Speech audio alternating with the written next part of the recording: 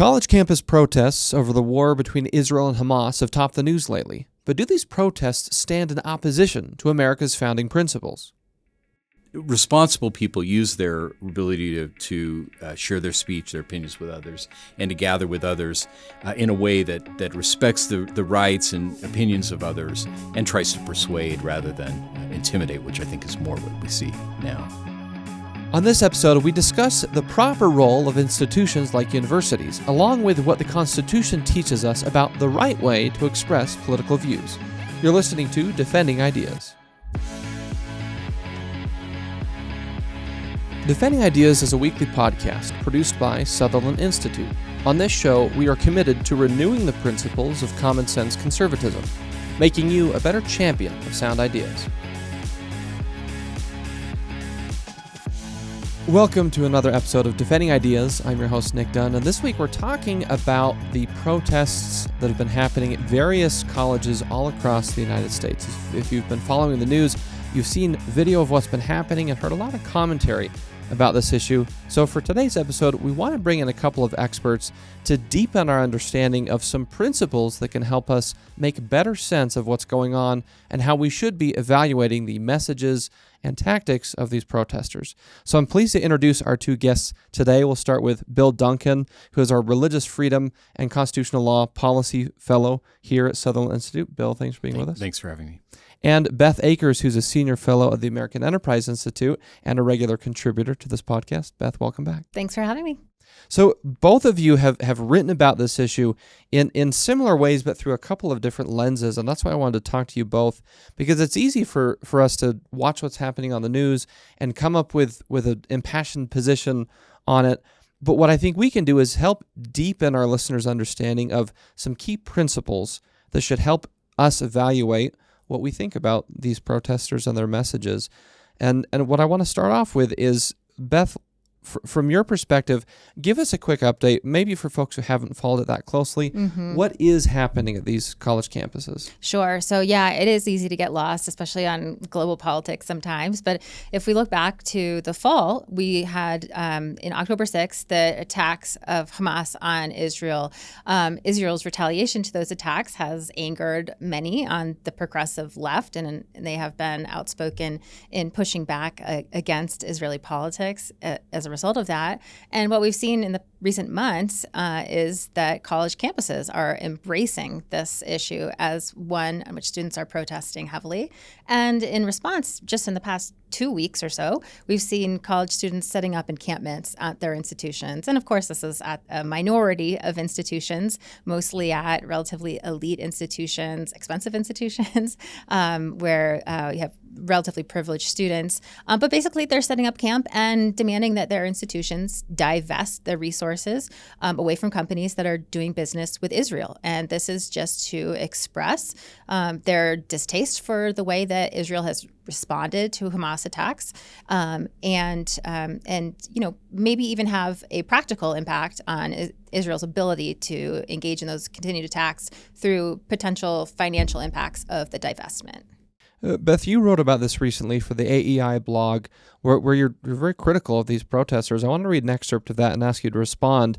In your piece, and we'll link to this in the show notes, you say the students, many of whom say they are protesting the ongoing Israel-Hamas war, are indistinguishable from an anti-Semitic mob.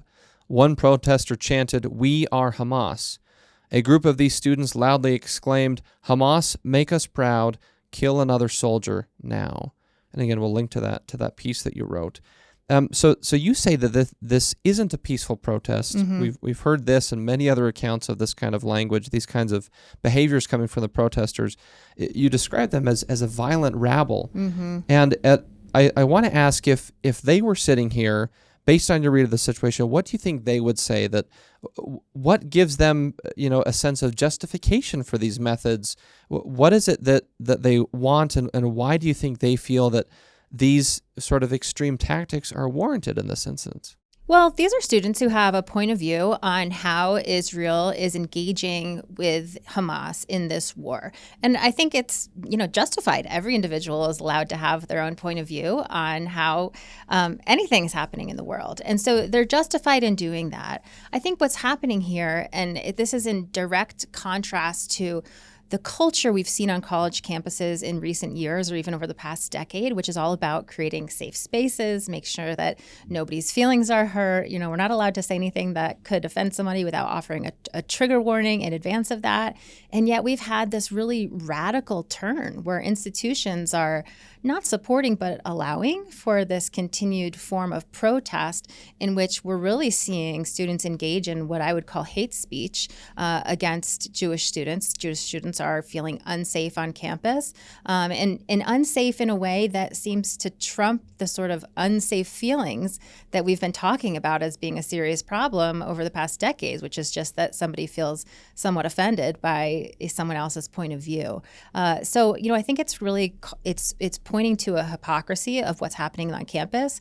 But again, to answer the question, I could ramble all day about this, but to answer the question, what do the students feel? They feel they have a justified point of view on what's happening in this global conflict, and they want to express it. And they have seen students and young people participate in protests in the past, and affect change in the way that culture embraces an idea.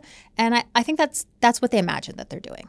Beth, you mentioned two things. One, that these students have seen others in the past and this country's history engage in protests vigorously and with zeal for a cause they believe is just. And you also mentioned hate speech, which these days has become a point of debate over what is actually constitutionally protected speech. So, Bill, I want to ask you, with your expertise, again, studying and writing about constitutional law and religious freedom for us here at Sutherland, I often hear people say that this or convey this notion that protesting is a rich part of American history. It's a key civic pillar. It's part of what it means to be an American. It's been a tradition for generations. Number one, why is that something that is so commonly said? Is protesting really a part of the American tradition? I have kind of maybe a real answer and then a cynical. Part of the cynical answer is that a lot of those who are in charge now were growing up in an era where protests were widely covered, and we think about the protests against the Vietnam War, against nuclear armaments, and so to some degree, I think there's a little bit of nostalgia for kind of how we look back a couple of decades and think, that was the good old days when we could all protest, But there is a serious element to that. We do. The U.S. Constitution does have two specific provisions in the First Amendment that arguably deal with this question. Obviously, free speech. People want to share their views about big issues of the day, like Beth said, and we protect that. And we're with some very minor exceptions, we typically allow people to say anything they want, even horrible things. We feel like that should be given some protection. We also have a provision in the First Amendment doesn't get as much attention, but it says that people have a right to assemble peaceably. Now, there's kind of the rub on protests, because if we think of a protest as being a setting in which people have organized to express a message, there's probably pretty strong protection for that. But there have always been some kind of restrictions on in the piece I talk about the common phrases, time, place, or manner. You can't necessarily protest overnight in a residential community, or you can't trespass onto other people's property. You can't, as has happened in some of these protests, threaten students who disagree with you, or prevent Jewish students from going to class. Things like that. Those never have been protected under the First Amendment. So the First Amendment is important as a kind of a marker for that. We do need to obviously pay attention to that right and give space for that, but it doesn't take long before the protests begin to push beyond what the First Amendment protects, and to like Beth described, just to do far more than we think is appropriate, not just in terms of the message, but even some of the actions that the protesters are taking. Bill, I want to reference the piece you wrote for the Insights blog here at Sutherland, because you dive into this in detail, and again, we'll include both these links.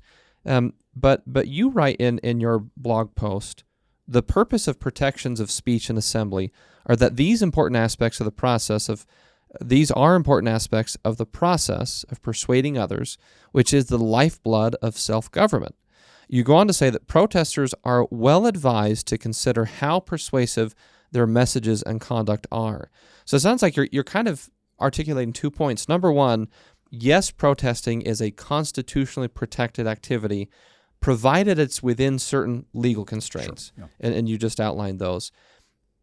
But also, there's sort of an efficacy question that beyond just making sure you're complying with the law and the Constitution, there's the bigger question of is your method of protest actually going to persuade anyone? Right. Can you talk about that in this context? Sure. I mean, what I was trying to get, I think, with that point is that when we think of constitutional rights, I think it's always valuable to think, well, there's a responsibility behind that right. I mean, when we think about, I'll just take a simple example. If you think about protecting the rights of parents, the reasons we think it's so important to protect parents' right to raise their children is, who else is going to do that? Parents are going to do such a good job for the most part. So we want to give them space to do the important work that only they can do. Well, when we have a public discourse about issues and we want to be informed about what we should do and what's right and what's in our interests, we do want many voices out there. So we protect free speech, but we send the protection much broader than just people who are actually doing something that helps our discussion. We allow things to be said that are terrible. Now, there is a potential benefit in that because, and in the piece I use this. It's interesting that we often use the word demonstration to refer to protests as a student demonstration or something, because it really is a demonstration. We're having demonstrated for us in the news every day exactly how these protesters feel, what life would be like if people who had those views were in charge. And so in a way, although it's distressing, I think that many people are learning exactly how radical some of these views are and how intolerant they are of some of their fellow citizens. But of course, my point in the piece is that we shouldn't have that. They ought to pay attention to that. So we're learning a negative lesson, just because that's this particular situation. But responsible people use their ability to share their speech, their opinions with others, and to gather with others in a way that respects the rights and opinions of others and tries to persuade rather than intimidate, which I think is more what we see now. Beth, one of the points that you've made in your piece, it kind of alludes to this concept of the university as a core civic institution that's, again, it's part of our fabric of society here. And I want to get into that and start with the question of the fact that these are universities, publicly funded. There's government money in the institutions there, and kind of get your take on how does that factor in? Does that, I mean, if I think, well, some of my tax dollars are going to help, create a space where these students are able to articulate pretty horrendous messages in some instances, as you've outlined, how do I make sense of that? Because that doesn't feel good to me as a taxpayer. Yeah, it doesn't feel good to me either, to be perfectly honest, Nick. I think this is where it gets sticky because these are private institutions. And so, private institutions don't have to defend the students' right to free speech in this way if they don't want to. They could make their own rules and say that this is a private space and we have rules about how people engage. And what we generally see is that institutions want to defend free speech and allow for that sort of discourse on their campuses. But obviously it's gotten to a point now where we now are holding up institutions in the public eye, celebrating some ideas and types of behavior that I don't think that most taxpayers would be excited about their dollars supporting. So it's important to remember even a place like Columbia University, which is kind of not the only campus with these major protests, but one of the first to draw attention because of the aggressive police activity on that campus. This is an institution that has a tremendous amount of federal dollars going to it, both through the Pell Grant program, which is just a grant program for low-income students, and also now through Biden's expansion of the student loan program. So everybody who's borrowing to attend those schools, and people borrow a lot to go to schools like Columbia, where the price tag is $80,000 a year.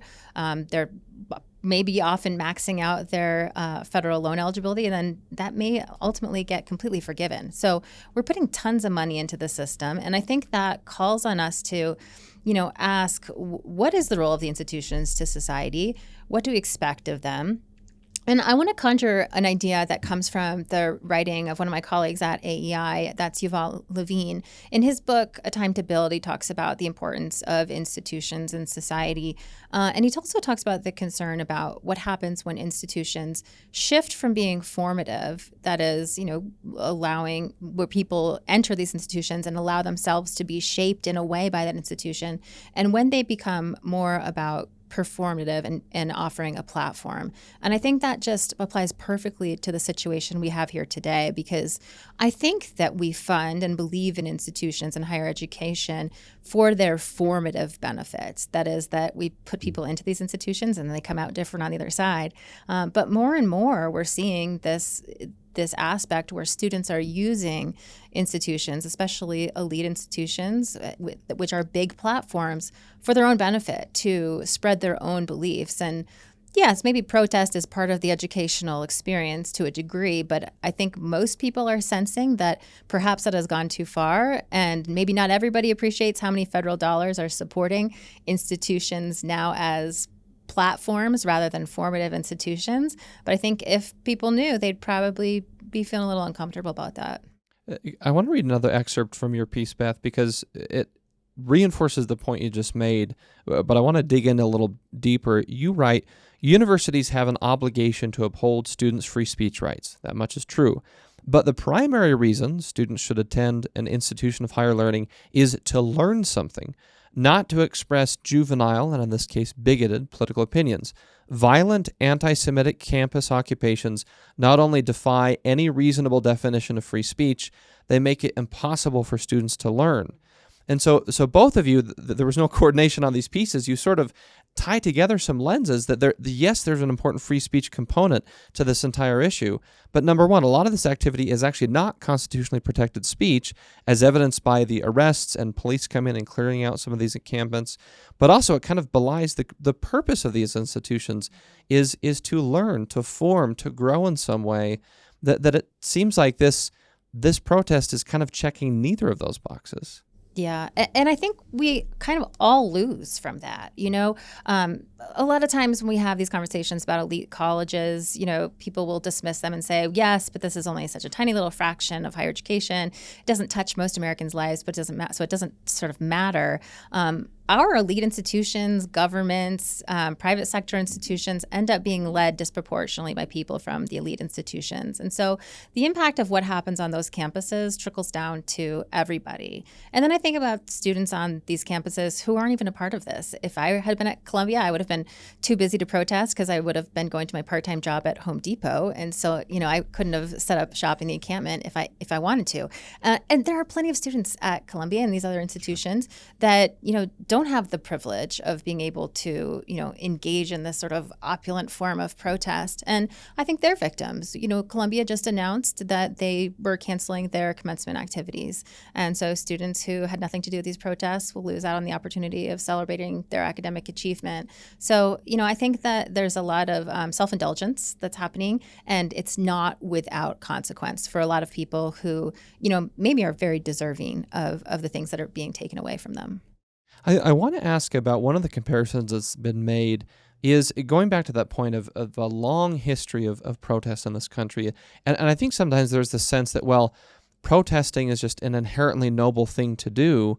But I think sometimes people sidestep what we're talking about here, both the methods of the protest and the underlying message. If the message or the cause is not just, and if the methods themselves are flawed, then the protest is no longer noble. I want to dive into that a little bit more because, Bill, you also wrote about the civil rights protests and maybe make some comparisons and contrast a little bit. Let's take a quick break. We're going to be right back and continue the conversation with Beth Akers and Bill Duncan. This is Defending Ideas. We'll be right back. Sutherland Institute is an independent, nonprofit public policy think tank based in Salt Lake City, Utah. Our mission is to defend the principles of the American founding and strengthen the institutions of civil society essential for those principles to endure. Sutherland provides research, events, and multimedia to policymakers and the public to promote the principles of faith, family, freedom, opportunity, and responsibility. Visit SutherlandInstitute.org.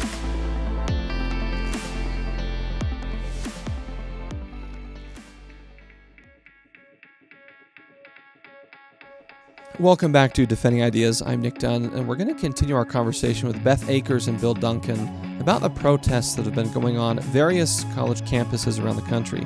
But first, I want to remind you, if you like what you're hearing today, please visit defendingideas.org.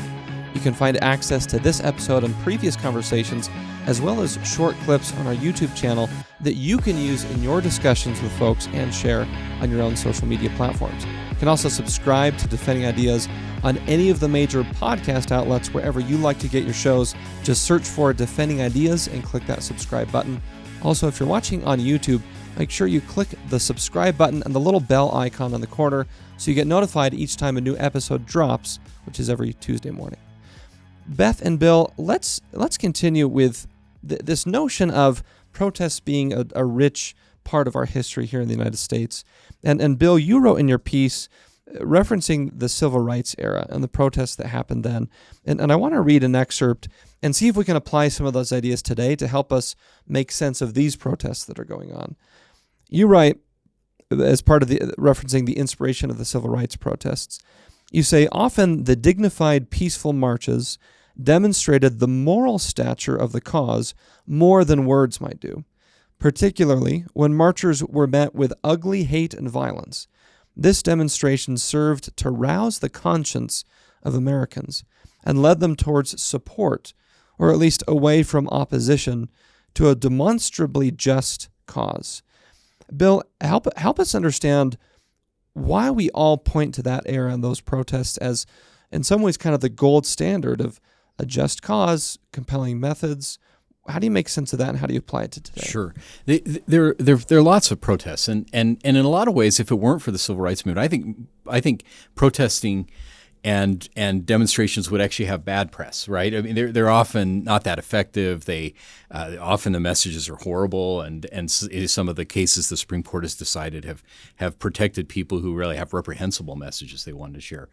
The civil rights protests really give the idea of protesting a positive image, because I think so many people now looking back historically say that was a turning point when people realized, wow, these are people who are asking for the right to vote. They're asking to be treated as just basic human dignity. They're met with attacks from dogs and water cannons and outlandish behavior. And I think it just made clear what many people already sensed, but not everyone knew, that there was a deep and ugly racism that was being directed at the people who were asking for their rights, and I think that's where a protest could be valuable. In some cases, the protesters even would violate the law, to do things that were technically illegal, but they were willing to take the consequence of that, maybe even go to jail, and as a way of inviting the rest of us to say, wow, if they feel so strongly about this, what are they saying? The protests we're talking about are quite different, and I think they're perceived quite differently by most people, where those who are protesting are not directly affected. They're not directly, I think in most cases, being harmed by the policies that they're decrying. I think the protesters are ignoring the context that I think most Americans take when they think about this issue, which is the October attacks, and they think anything that even seems sympathetic to that, it strikes us, I think, correctly as deeply problematic, if not horrifying. And so all of those things add up to really quite a different situation. And I think in some ways we're trying to maybe borrow the social capital of the moral capital, really, that the civil rights protesters earned through their efforts, and to really squander it on things that don't deserve that same kind of prestige. Let me add to that. I think Bill's the expert here on protests and speech and all that, but just as kind of a bystander in this space, my sense is that The activities of these protesters must just be incredibly alienating to the typical American. I mean, when you look at the students who are engaged, and of course this is a minority of students at these institutions, so I don't want to overgeneralize, but we're tending to see that many of them are coming from very privileged families, either financially or politically.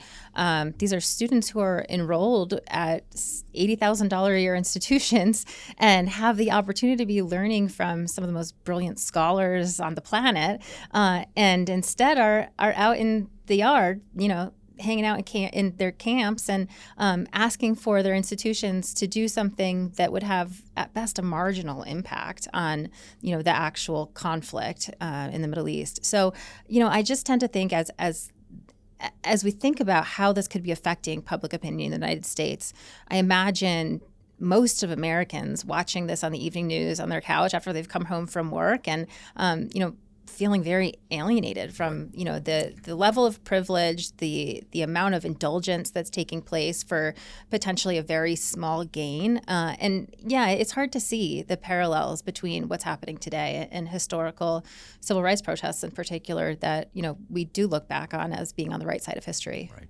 I think you're exactly right. I loved your distinction earlier about performative versus formative, and I think these things feel performative, and correctly, because I think they largely are.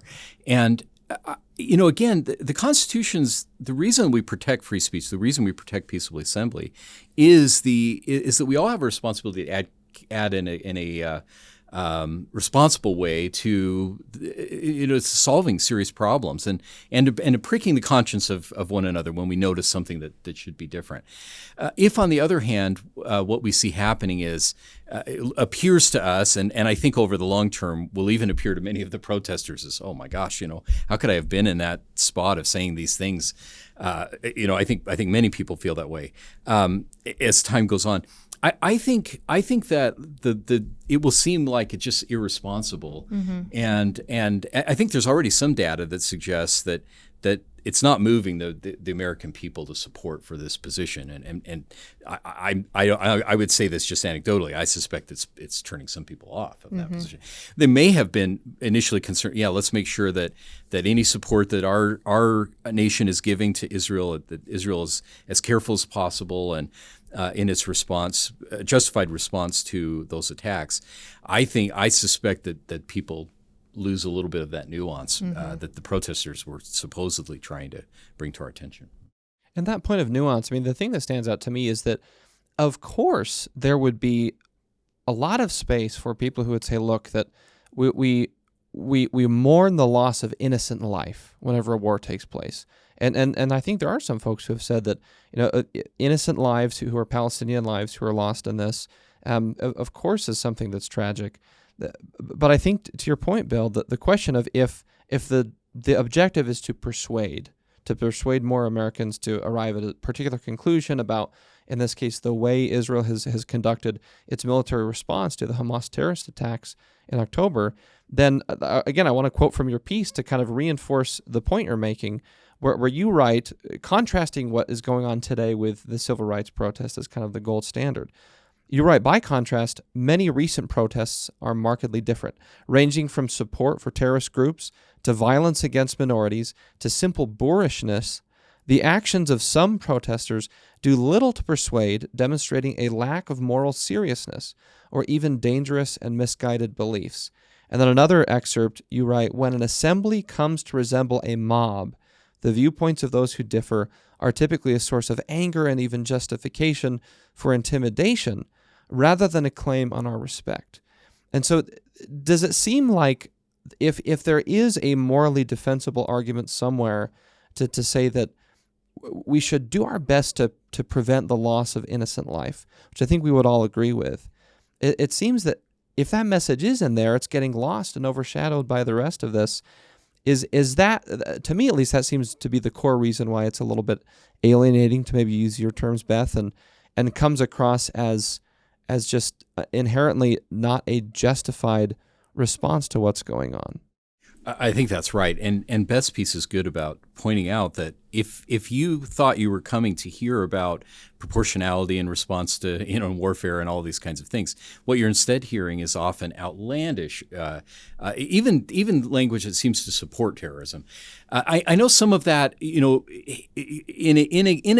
is one of the problems with protesting. I think is you get a group together, you're going to get outlandish voices, some of which may not be shared by everybody, but they often it's kind of like an inflation where everybody's saying more and more extreme things, and the need to vie for attention, encourages us to say things that we think will get attention, even if they really should never be said, even if in some cases people don't really believe it. And that, of course, any nuance, any important perspectives that people might have are going to be completely lost in, as they look at protesters wearing, Hamas supporting gear and things like that. Protests are not going to be valuable in that kind of environment, I think. I'll add to that, as someone whose career is trying to get people to understand nuanced ideas, that's exactly what happens. And I think we definitely saw that to be the case. And you always risk painting with too broad of a brush when we're talking about these things. And I'm sure there were people involved with the protest who had very nuanced views and were not the ones who were, supporting Hamas, the militant organization, and instead, we're vying for the things that we also believe should happen. But just the process of the media, the process of the mobification of these ideas, the loudest, most controversial ones will rise to the top. And as I was watching media coverage, I even started to wonder if the media were going to particular representatives who tended to have more inflammatory views than represented the group as a whole. And that's the product, and that may be why these types of protests are not as effective as others, or it may be that this is an issue that requires a different form of political engagement, and that just doesn't work here. Yeah, I think your last point is exactly right, and the more that we sense that they're going back to the idea of formative. What would be formative is the ability to talk about these issues in really thoughtful ways, and to hear, why do you think that Israel's response to this is appropriate, and why do you think it's not? And we probably would learn something in that kind of discussion, which is what I think we believe universities, particularly elite universities, ought to be doing, and have thoughtful people come out of that understanding positions that are different than theirs with respect. And then and I just think there is the element of we don't like what we see in politics, that people are so divided in the way that we talk about, or at least candidates often talk about other candidates, or we respond to our leaders in public settings and things. This is one of the reasons. I think we've valorized the idea of confrontation, of aggressiveness, and as a result, we get more of that, and that it becomes again an inflation where there's sort of an arms race to say the most extreme kinds of things. Yeah, I think over the last few decades, we have moved away from higher education institutions offering that opportunity for serious engagement and disagreement and discussion of controversial ideas that don't have a clear answer, but allowing that sort of debate. And as we've moved away from it, maybe this is what comes in, in the place of that. Clearly these students are wanting to celebrate this form of political engagement. Wouldn't it be great if we could celebrate the type of engagement that happens behind closed doors in classrooms, that helps to build leaders, that helps to build better participants in our democracy? And that's what I lament about the current moment. And ideally, then when these students of today become the leaders of tomorrow, they're capable of doing that in Congress, in administration, and in these other settings. Yeah, that leads to a great place to make a final point and conclude our discussion, because it's really oriented to this idea of the responsibility that we all have in whatever civic institution we're in, a responsibility to that institution and to the Constitution, these constitutional principles that you've talked about, Bill. And I want to read one more final excerpt from your piece, Bill, and apply it to both of your arguments as far as the constitutional lens, the civic lens, and how we should be approaching contentious issues, and how we should be, even if some of us feel like we need to go protest.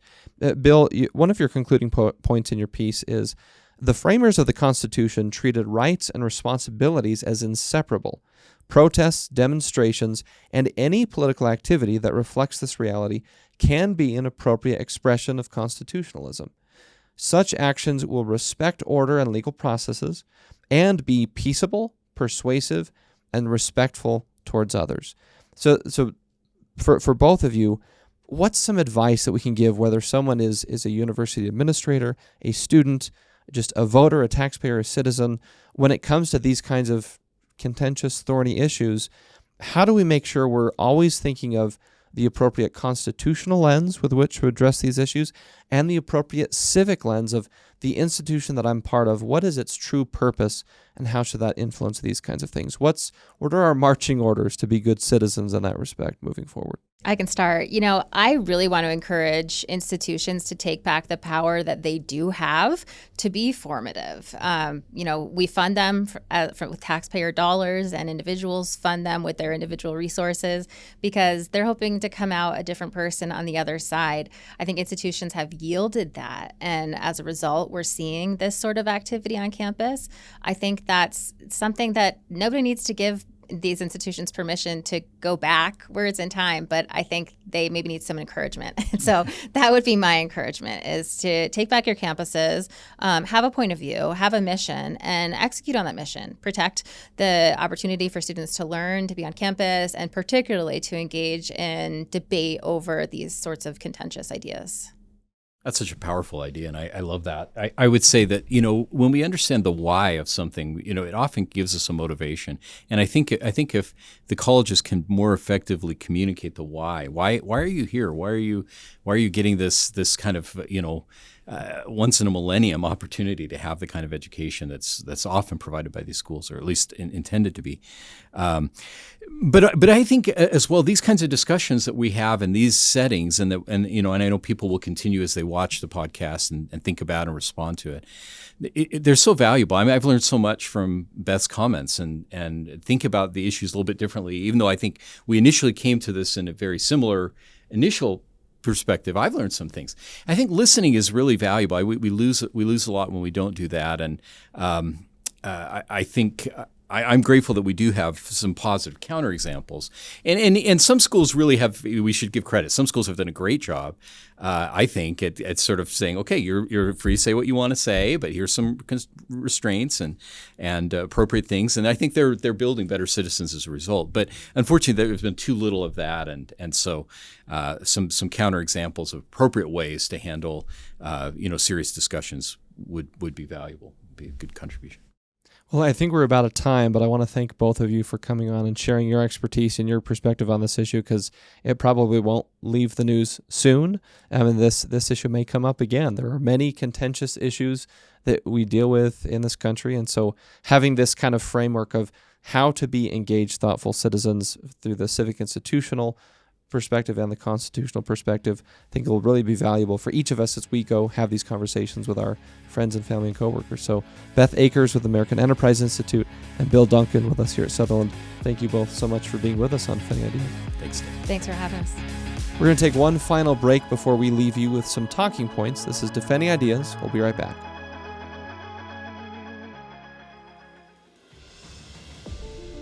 Sometimes it's hard to keep up with the latest policy debate that affects your life. The solution? Subscribe to Sutherland Institute's weekly newsletter, where you'll find in-depth insights from seasoned policy experts, compelling multimedia, and advance notice of special events. Visit sutherlandinstitute.org. Welcome back to Defending Ideas. Before we close out the episode, I captured some notes from our conversation with Bill and Beth that I think can help each of us if we end up in a conversation about this issue, but I also think it applies to a lot of other difficult issues that may come up in the world of politics and public policy. And the key points are this.